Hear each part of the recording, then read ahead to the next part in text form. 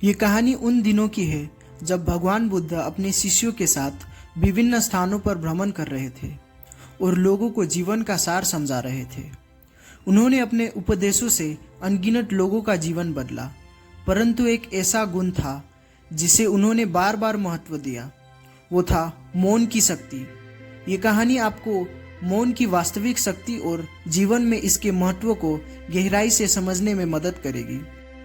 बुद्ध एक बार अपने शिष्यों के साथ एक छोटे से गांव में पहुंचे। वहां बहुत सारे लोग उन्हें सुनने के लिए इकट्ठा हुए थे। गांव के प्रमुख और वरिष्ठ लोग उनके स्वागत के लिए तैयार थे। गांव के लोग बेहद उत्साहित थे क्योंकि वे जानते थे कि बुद्ध उनके जीवन में कोई महत्वपूर्ण संदेश देने वाले हैं। वे धैर्यपूर्वक इंतजार कर रहे थे।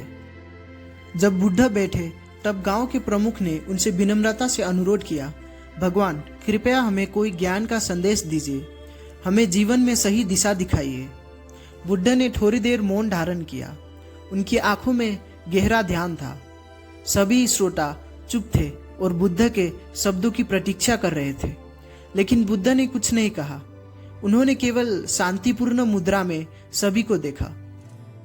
दिन समाप्त होने पर बुद्ध के शिष्य आनंद ने उनसे पूछा, भगवान आप दिन भर मौन रहे जबकि गांव के लोग आपके संदेश की प्रतीक्षा कर रहे थे, आप कुछ क्यों नहीं बोले? बुद्ध मुस्कुराए और बोले, आनंद, इस गांव के लोग मौन की शक्ति से अनभिज्ञ थे।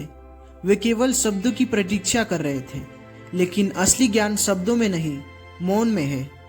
आनंद को बुद्ध की बात समझ में नहीं आई। उसने पूछा, भगवान मौन कैसे ज्ञान का माध्यम हो सकता है? जब हम कुछ कहेंगे नहीं तो लोग कैसे समझेंगे?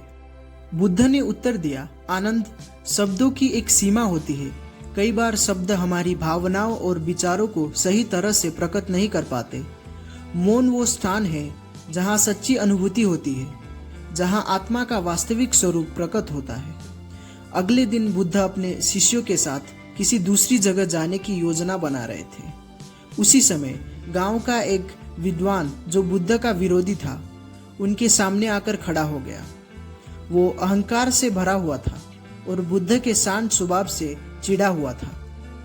उसने बुद्ध से तर्क वितर्क करना शुरू किया। वो बुद्ध को नीचा दिखाने के लिए अपमानजनक शब्दों का प्रयोग करने लगा, लेकिन बुद्ध ने उसकी ओर देखा और पूरी तरह से शांत और मौन रहे। उन्होंने एक शब्द भी नहीं कहा। वो व्यक्ति बार बार कोशिश करता रहा, लेकिन बुद्ध ने उसका कोई उत्तर नहीं दिया। कुछ समय बाद वो व्यक्ति थक गया और चुप हो गया। उसके क्रोध और अहंकार का कोई असर बुद्ध पर नहीं हुआ। वो निरुत्तर हो गया और वहां से चला गया। बुद्ध के शिष्य इस घटना को देखकर अचंभित थे। आनंद ने फिर बुद्ध से पूछा, भगवान आपने उस व्यक्ति को कोई उत्तर क्यों नहीं दिया? उसने आपको इतने अपमानजनक शब्द कहे, फिर भी आप मौन क्यों रहे? बुद्ध ने शांत स्वर में कहा, आनंद, जब कोई व्यक्ति उपहार लाता है और हम उसे स्वीकार नहीं करते तो वो उपहार किसका रहता है? आनंद ने तुरंत उत्तर दिया, उस व्यक्ति का है। बुद्ध ने मुस्कुराते हुए कहा, ठीक उसी तरह यदि कोई हमें क्रोध, अपमान या कटु शब्दों का उपहार देते हैं और हम उसे स्वीकार नहीं करते तो वो उसी के पास रह जाती है। मौन की शक्ति यही है। मौन से हम दूसरों के क्रोध और नकारात्मकता को दूर कर सकते हैं। गांव के लोगों ने यह पूरा दृश्य देखा। उन्हें मौन की वास्तविक शक्ति समझ में आ गई। उन्होंने महसूस किया कि बुद्ध ने बिना एक भी शब्द कहे उन्हें जीवन का सबसे महत्वपूर्ण सबक सिखा दिया। उन्हें एहसास हुआ कि जीवन में शांत रहकर मौन धारण कर कई समस्याओं का समाधान पाया जा सकता है। गांव के सभी लोग बुद्ध के पास आए और उनसे क्षमा याचना की।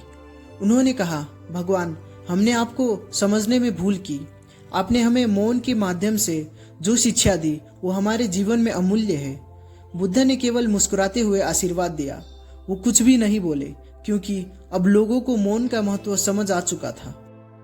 ये कहानी हमें सिखाती है कि जीवन में कई बार हम शब्दों के जाल में फंस जाते हैं, लेकिन सच्चा समाधान और शांति मौन में छिपी होती है। मौन की शक्ति न केवल हमारे अंदर शांति लाती है, बल्कि हमारे आसपास के वातावरण को भी शांत कर देती है।